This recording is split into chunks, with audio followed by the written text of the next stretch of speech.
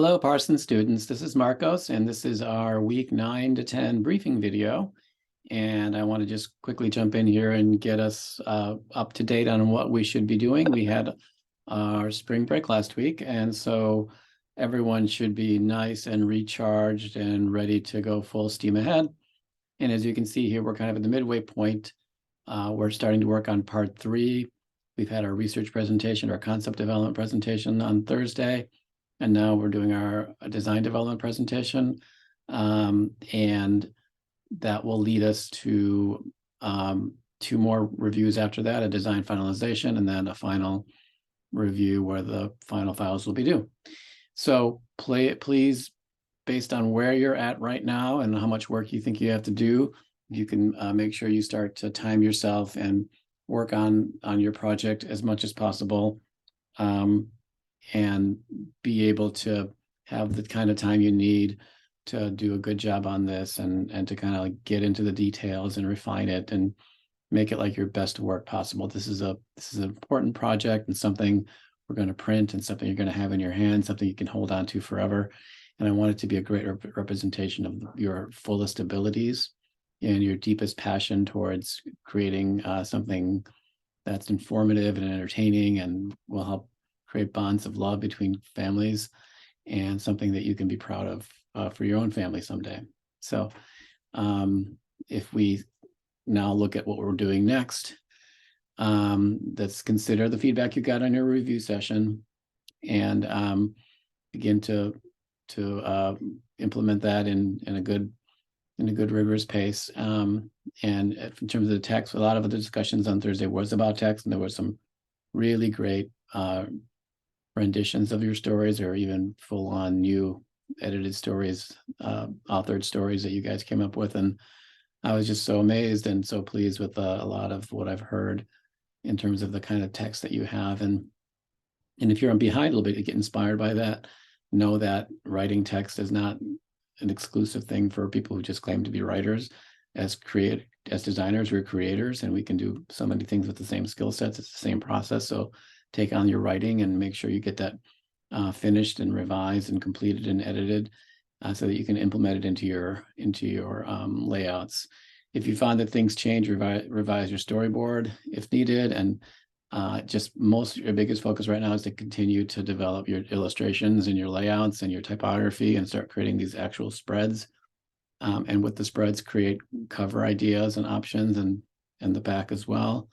And then keep your presentation updated at the end of each week, or before the class starts for your presentation. When you upload your document, make sure you're putting it in the context of the presentation. Every week you should be building upon it.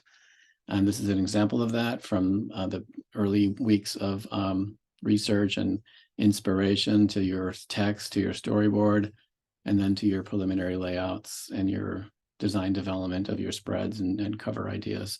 So just in general, having a good batch of them, having 6 or 7 is the goal here to try to get past the halfway mark in the book and get your book layouts developed in a way where you take the illustration style that you considered and you develop it and you refine it. And here's where, if you need to share with me, please do share any progress you have. Like if you've got 2 different options and you're not sure, send them to me and I'll give you feedback so that you can continue to build on that and be as successful as possible with the amount of time you have for the next week. Some of the fixed elements are remembering that we have a separate file altogether for the cover and the back and the little bit of spine that we have.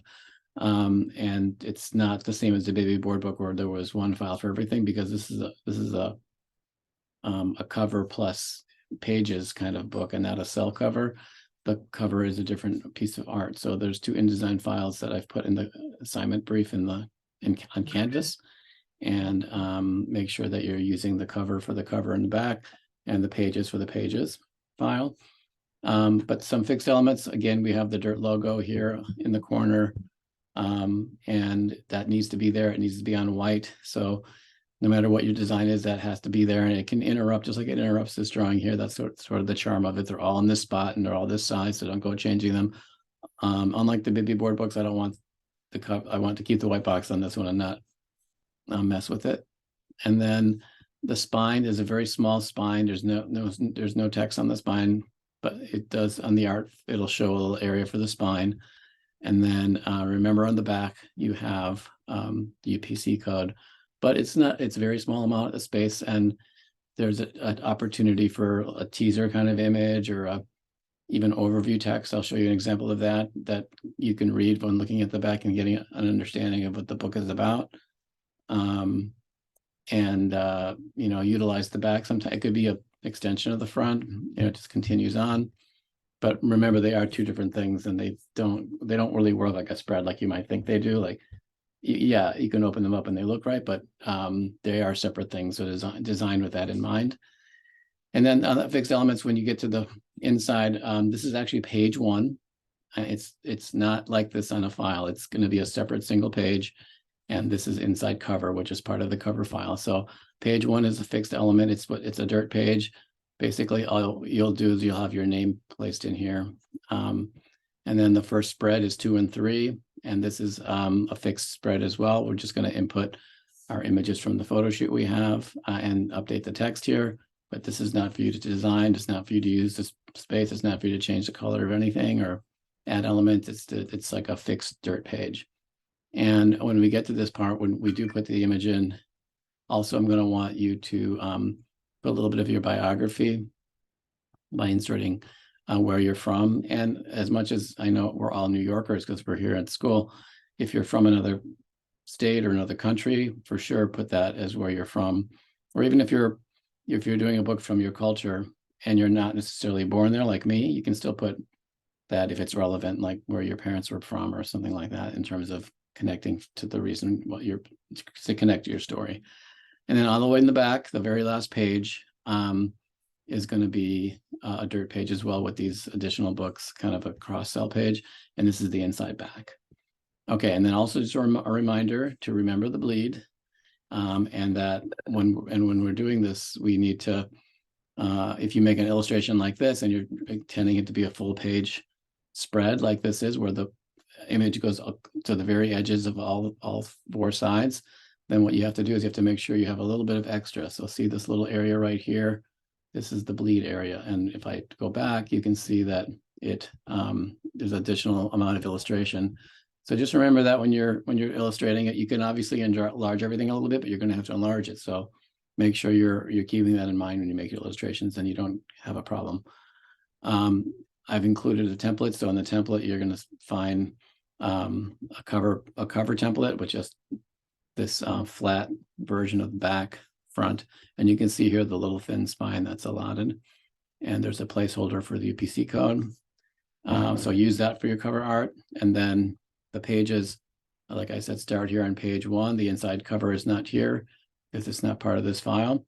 And then you're going to have your included will be this kind of template page where you can put your picture when we have it taken, and your text could be put in there. And then there's pages. It's like a 24-page file, as you can see here on the side. But you can obviously change it to be more if needed. Okay. I put this on Canvas, so everything's there, a reminder of what you need to do. And also on Canvas, there's a link to the InDesign file. This is the time to download it and use it for sure if you haven't already.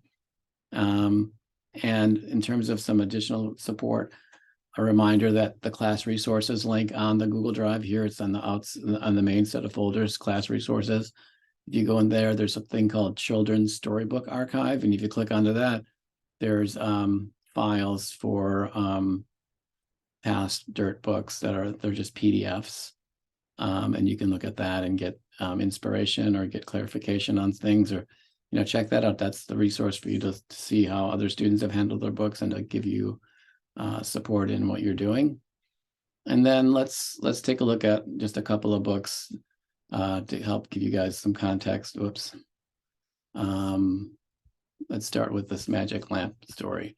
So this is a story that is an adaptation of the Aladdin and his magic lamp story, or the Aladdin story in general. And it's meant to be a contemporized version of that story where the Aladdin story that's from thousands of years ago, I think, from the Middle East, is converted into a story that takes place in today's time, and it's not meant to be a direct version of that story, but just sort of a variation of it with similar plot themes. So in this story, we have a character named Al, as opposed to Aladdin, and he's the protagonist of the story, and we follow him through some adventures. So a reminder, here's how it works again. There's the inside cover, page 1, 2, 3. There's the portrait.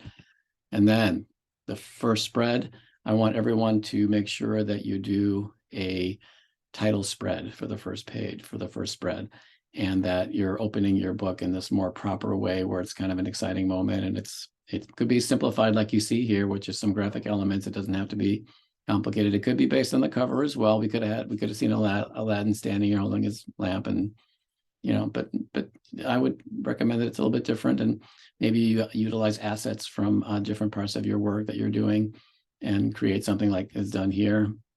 But this should be a cover. And one thing for sure, you should be giving yourself credit for sure here on the inside title page, but you could also, you should feel free to put it on the cover. It's not on the cover here on this example, and that's okay if it's not, but it's not something that I chose. It's something that this person chose not to put it there. But for sure, you should consider having it there. And if you don't have it there, because you just want it to be more simple, which I get, then you're going to just make sure you have it here, and that you're giving yourself not just design or illustration credit, but you're giving yourself writing credit. So adapted and illustrated by Cindy Dewan Kim, that implies that she wrote it. She adapted the story. And you can say written, or you can say designed, illustrated, whatever, however you want to put it, but for sure give yourself credit. So Cindy's the same person who did the Red book, the book on Little Red Riding Hood. So you can see, I'll just page through here quickly, you can see a similar kind of style, this kind of minimalist world that utilizes a main kind of character, and then a lot of shapes and colors and graphic elements that help keep the story right up front and illustrated for sure, like something to follow along with, but doesn't overly get into details and omits lots of things so that the focus stays on the character. And even though there's other characters, they're minimized in this kind of interesting way that helps keep the focus on the main character.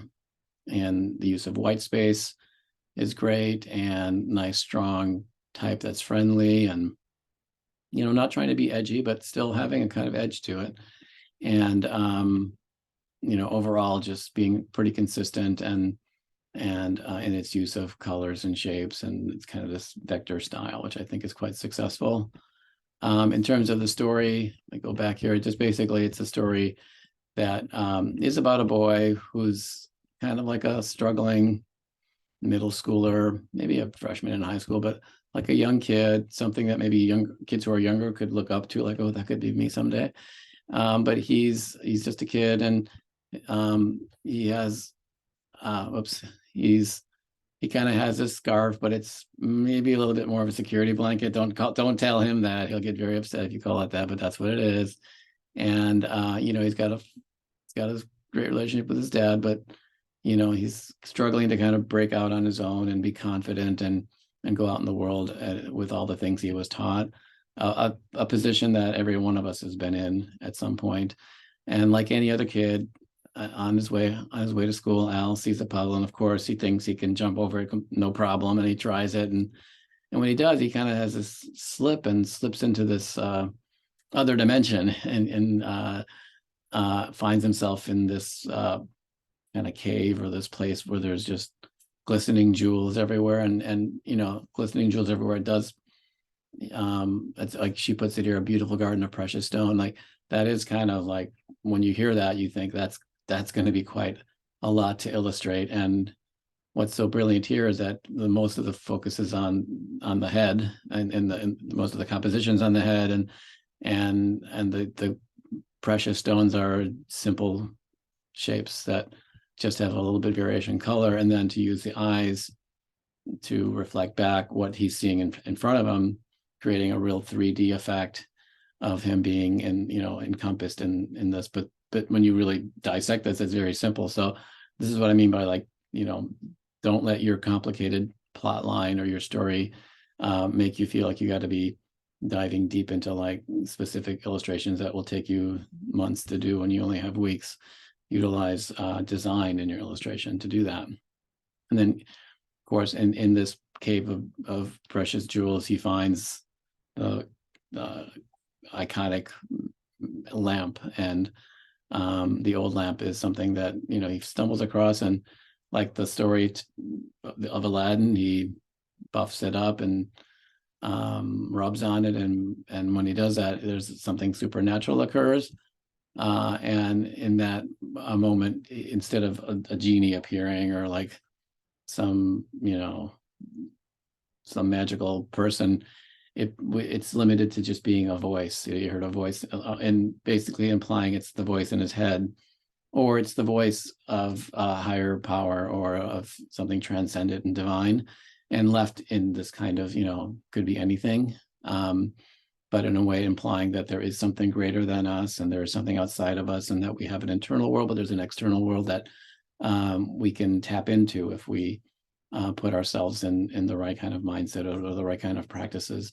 And the idea of like kind of bringing spirituality into this, and not being specific so that it can connect to different kinds of cultures or different kind of belief systems, but the idea that we should be looking outside of our own self and using this magic lamp thing to become this idea that his consciousness or his higher power is speaking to him, and giving him, whoops, what happened? I blew it there. How do I get sorry. So so he runs off with it and keeps it in his backpack, and then while at school, he sees a situation where someone's bullying a younger kid. You can kind of see it here going on beyond the stacks of books, and he finds the strength through the magic lamp and through the voice and through his new found confidence, or his seed of confidence, to go out and confront the bullies and to take on this evil, we'll call it, and know that there is something that he has, something else has his back, and that he could do this. And as he does these things, he gets more confident, and the more confident he gets, the smaller the lamp becomes. And as he goes through school, he plays dodgeball, and he does really well, and makes friends, and little by little the lamp shrinks down, and he grows in stature, and to the point where he finds it no longer necessary to have his security scarf, and puts it away, and just kind of comes of age and becomes a confident, strong young boy with the power of his internal voice, or his magic supernatural presence helping him. So that's that book. And then another one, let's see if I can get it. There we go. This is another book that's called The King and the Seed, and this is kind of more of a true to the story. It's an adaptation, but it's not so switched. Well, it is kind of, actually, I take it back. It is adapted, but it's kept in the genre of like an old fairy tale, but it's brought into the animal world. And this story is a story about, and here's your title page. Like I said, it could be nice and simple. It's a chance to like kind of set the stage, start the story out. But in this story, there's a magic kingdom, of course, and it's part of the animal kingdom. And there's the royal family and the king, and in this specific story, the king is the lion, of course, but the lion doesn't have an heir, and he needs to set up somebody that he can pass his kingdom to, and he decides to put forth a test to all the citizens of his kingdom, and says they'll get sort of the finest candidates together for a competition. And this competition is that he provides this group of animals, the finalists. I don't know how they got chosen, but he provides each of them with seeds, and asks that they go off for a year and grow their seeds. And the one that comes back with the finest harvest, that reaps the best reward from their cultivation, will will earn the crown and become the king. So our friend the bunny here, or the rabbit, is one of the contestants of many other animals who are competing, and he has his seeds, and he lovingly and diligently takes on the task of bringing this seed to life. And this is bred as like a brilliant way to kind of showcase the passing of time within these seasons. And it also shows how his growth of his seed is doing quite poorly, and that there isn't any harvest. And so finally the year comes by, and it's the day to get together and showcase the results of everyone's work with their own seeds. And he comes with his empty pot, or his pot without any plant, and is probably horrified to see that everyone else did so well, but nevertheless felt he needs to be accountable for what he did, and what his results were, and good or bad. This is his best effort. And it turns out that apparently his seeds were the only ones that were actually bad. All the seeds were bad, and that none of the people should have really had. Everyone should have the same results, and the fact that everyone didn't showed maybe a level of cheating or dishonesty, and it was him who decided to be brave and showcase that he didn't succeed, and in doing that he succeeded and became the successor of the lion and became the king. And then that was the story. So here, this is an example actually just for everyone else. The end page is a great option too, if you're maybe short. If you're 22 pages and you want to get to 24, the end spread is good. And then this here is an example of that white page I was talking about in class. Like sometimes this white page happens, and if it does, I may ask you, well, you can, if you don't have the end page, I might ask you for the end page if there's there. But here, this back here is a great use of it. It doesn't have the UPC code, which will be right down here, but here it shows a chance to kind of give a little preview and also wrap up the moral of the story. So it's a twist on the traditional Chinese folktale about honesty, benevolence, and the importance of doing what's right. And so it's like, if you see the cover and you turn it over, like it gives you more about it. So I think that's a great way to use it. And this sort of text too is the kind of text you can have in your biography on that first page, where you talk about your story and where it's from and what it's about, and your design approach if you want.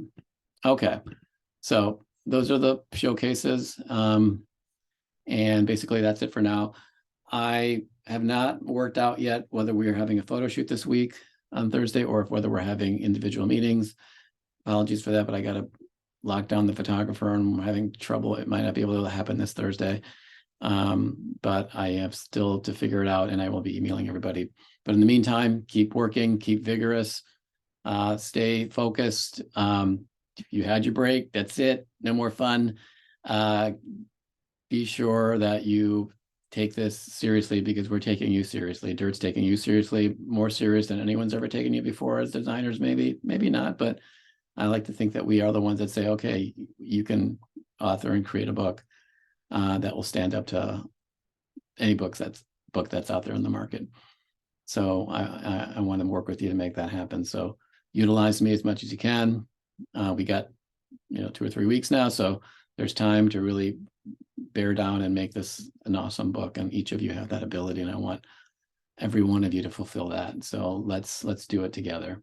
All right, everybody, we will see you next Thursday in some form, and I'll let you know where that is. Thanks so much, and have a great week.